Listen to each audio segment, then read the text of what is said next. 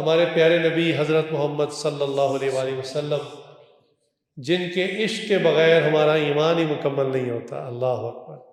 عشق کرنا ہے تو پھر رسول اللہ سے عشق کریں، روایتی تعلق نہ ہو، عشق والا تعلق ہو۔ عشق والا تعلق الگ ہوتا ہے۔ ذرا پہلے آپ یہ سن لیں کہ رسول اللہ صلی اللہ علیہ وسلم کو مجھ سے اور آپ سے کتنا عشق تھا۔ دیکھیں نا، ہم اس زمانے کے کتنے گئے گزرے لوگ ہیں، لیکن چونکہ آپ صلی اللہ علیہ وسلم کی امت میں سے ہیں، اس لیے آپ صلی اللہ علیہ وسلم کو اس زمانے میں ہم سے کتنا پیار تھا۔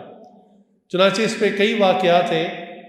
ایک واقعہ تو یہ ہے کہ رسول اللہ صلی اللہ علیہ وسلم ایک مرتبہ زمزم کے کنویں پہ تشریف لائے، اور زمزم کے کنویں میں سے پانی نکال کے آپ صلی اللہ علیہ وسلم کو پیش کیا گیا۔ ڈول تھا، آپ صلی اللہ علیہ وسلم نے جتنا پینا تھا پیا۔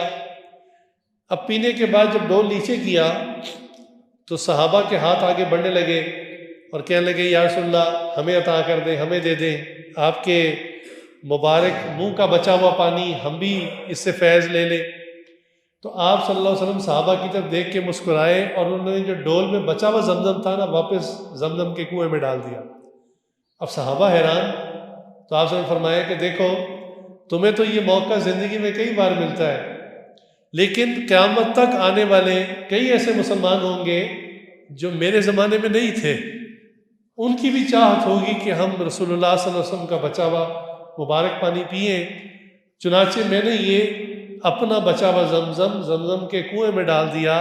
اب قیامت تک جو بھی مسلمان زمزم پیے گا، اس کو زمزم کا بھی فائدہ ملے گا اور میرے مبارک لعاب کا بھی فائدہ ملے گا۔ آپ صلی اللہ علیہ وسلم نے مجھ سے اور آپ سے کیسا عشق کیا ہے، 1400 سال پہلے ہماری فکر تھی۔ ایک مرتبہ آپ صلی اللہ علیہ وسلم دعا مانگ رہے، بڑے غمگین تھے، اور دعا میں کہہ رہے تھے، یا اللہ مجھے میرے چاہنے والوں سے جلدی ملا دینا، مجھے میرے احبہ سے جلدی ملا دینا۔ یہ ترمذی شریف کی حدیث ہے۔ چنانچہ ایک صحابی تھے حضرت ثوبان رضی اللہ عنہ، وہ پاس ہی سے گزر رہے تھے۔ انہوں نے کہا، یا رسول اللہ آپ کے چاہنے والے ہم موجود ہیں، آپ کے ایک اشارے پر ہم نے گھر بار چھوڑ دیا، ہجرت کر لی، آپ کسی جنگ کا اعلان کرتے ہیں، ہم اپنی جانیں آپ کے لیے پیش کر دیتے ہیں، آپ کن چاہنے والوں کی بات کر رہے ہیں؟ تو آپ سے فرمایا کہ ثوبان، تم نے مجھے دیکھا، جبریل کو دیکھا، اللہ کی مدد کو آتے ہوئے دیکھا، تم میرے ساتھی ہو، لیکن قیامت تک ایسے مسلمان آئیں گے جنہوں نے مجھے دیکھا نہیں ہوگا۔ ثوبان، ان کو مجھ سے اتنی محبت ہوگی کہ اپنے علماء سے میرے قصے سن سن کر ان کا جی چاہے گا کہ اگر وہ اپنی اولاد کو بیچ کر بھی میری زیارت کر سکتے تو وہ ایسا بھی کر گزرتے۔ اللہ اکبر۔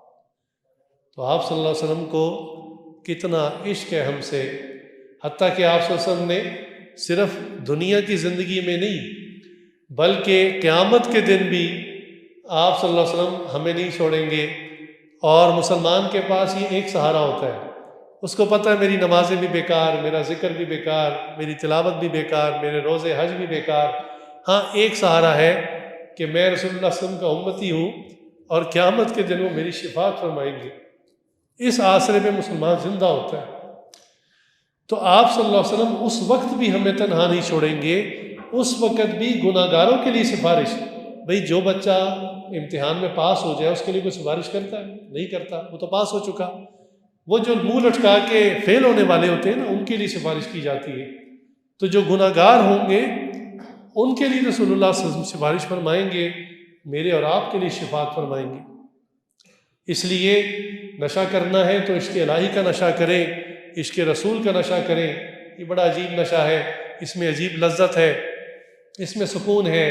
چنانچہ اللہ تعالیٰ فرماتے ہیں قرآن کریم میں، الا بذکر اللہ تطمئن القلوب، کہ خوب جان لو، خوب سمجھ لو کہ دلوں کا سکون دنیا کی کسی نشے میں نہیں، شراب کے نشے میں نہیں، یہ جو ڈیجیٹل ڈیوائسز ہیں ان کے نشوں میں نہیں، عورت کے نشے میں نہیں، بلکہ دلوں کا سکون میری یاد میں ہے، میرے نام میں ہے۔